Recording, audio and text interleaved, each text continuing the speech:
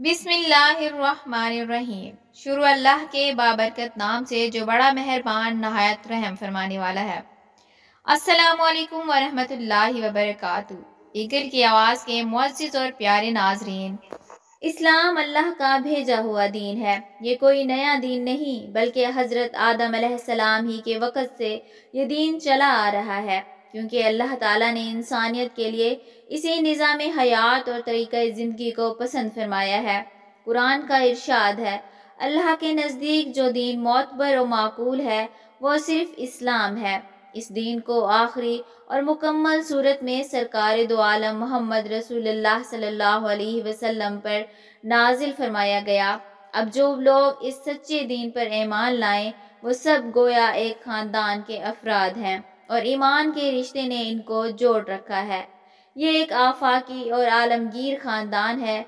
जैसे पानी के एक कतरे की कोई कीमत नहीं होती, हवा उसे उड़ा ले जाती है और धूप उसे लम्हों में जलाकर राख कर देती है, लेकिन यही कतरा समंदर में मिल जाता है तो वो समंदर की वुसअत और ताकत का एक हिस्सा बन जाता है और एक नाकाबिल तस्खीर ताकत करार पाता है।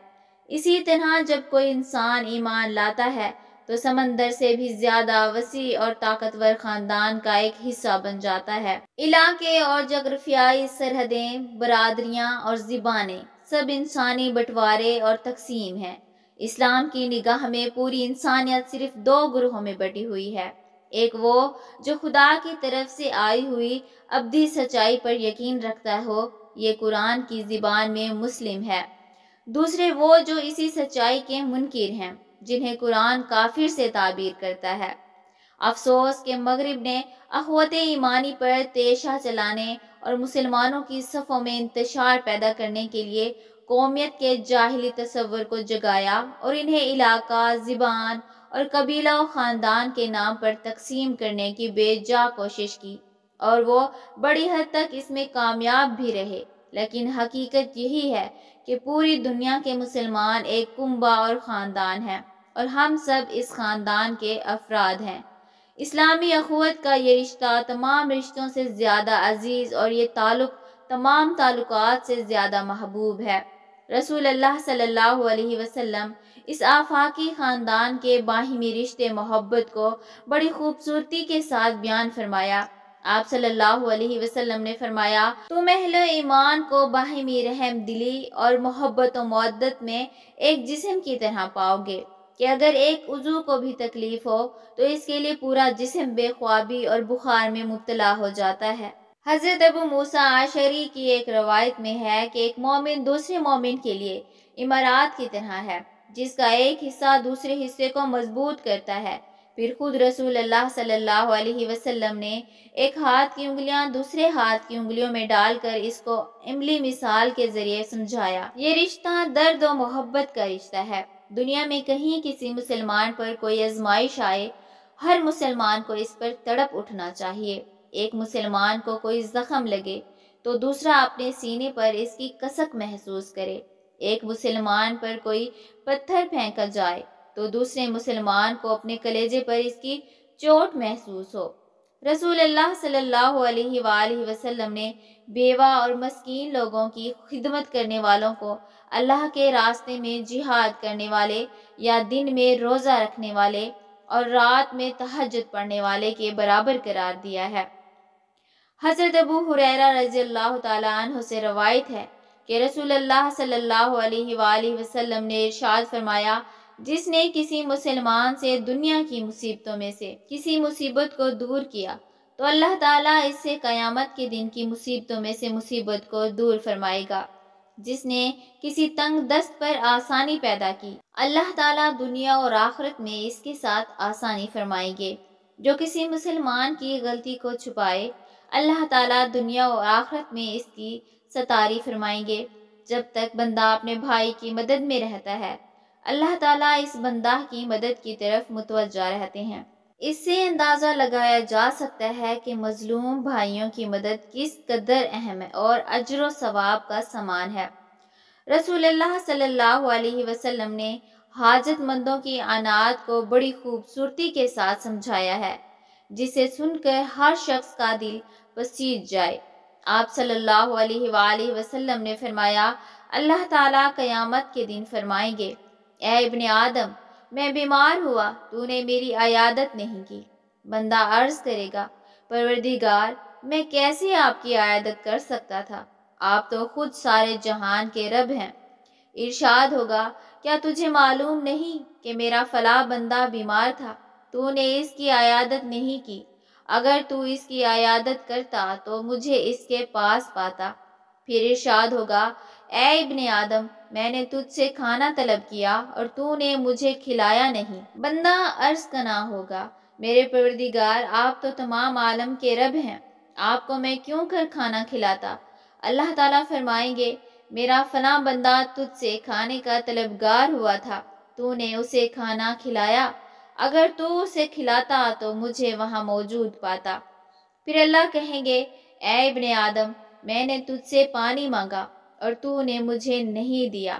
بندہ ملتجی ہوگا، میرے پروردگار، آپ تو کائنات کے رب ہیں، میں آپ کو کس طرح پلاتا؟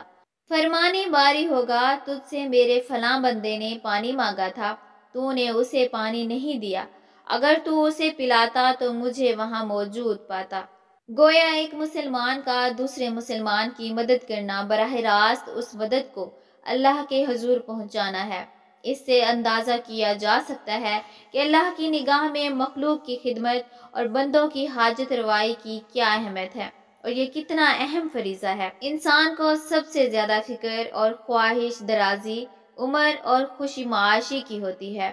رسول اللہ صلی اللہ علیہ وسلم نے ارشاد فرمایا کہ جو چاہتا ہو کہ اس کے رزق میں وسعت اور عمر میں برکت ہو تو اسے صلح رحمی کرنا چاہیے۔ جو لوگ آخرت کی زندگی اور اللہ تعالیٰ کے نظام غیبی پر یقین رکھتے ہیں، ان کے لیے یہ مسئلہ جان فضا ہے۔ ایک اہم مسئلہ یتیم ہونے والے بچوں کی تعلیم و تربیت، ان کی کفالت کا ہے۔ اس سلسلہ میں بہتر طریقہ تو یہ ہے کہ مسلمان حسب حیثیت و استطاعت ایک دو بچوں کی کفالت قبول کر لیں اور اپنے خاندان کے ایک فرد کی حیثیت سے ان کی پرورش کریں، خاص کر جو لوگ حسب اولاد نہیں ہیں، ان کے لیے یہ نہایت ہی بہتر صورت ہے۔ یہ ایک تو یتیم لڑکے یا لڑکی کی کفالت انشاءاللہ ان کے لیے برکت ہی ثابت ہوگی، اور رسول اللہ صلی اللہ علیہ وآلہ وسلم کی وہ سنت بھی ادا ہو سکے گی جو یتیم کی کفالت کے سلسلہ میں آپ صلی اللہ علیہ وسلم نے قائم فرمائی تھی۔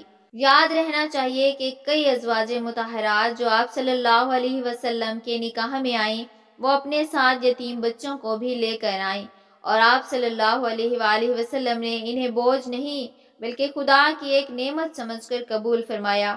آپ صلی اللہ علیہ وآلہ وسلم نے اپنے انگشت شہادت اور درمیانی انگلی کو ملا کر فرمایا کہ میں اور یتیم کی کفالت کرنے والا جنت میں اس طرح ہوں گے۔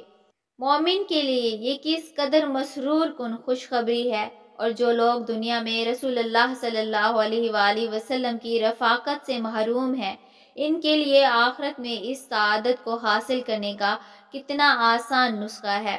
یتیموں کی کفالت کی ذمہ داری قبول کرنے کے علاوہ ایسے باپ کی شفقت اور ماں کی ممتا سے محروم بچوں کے لیے یتیم خانے بھی قائم کرنے ہوں گے، تاکہ زیادہ سے زیادہ لڑکے اور لڑکیاں اجتماعی کفالت کے زیر سایہ تعلیم کے زیور سے آراستہ ہوں اور ترقی کی راہ پر گامزن ہو سکیں۔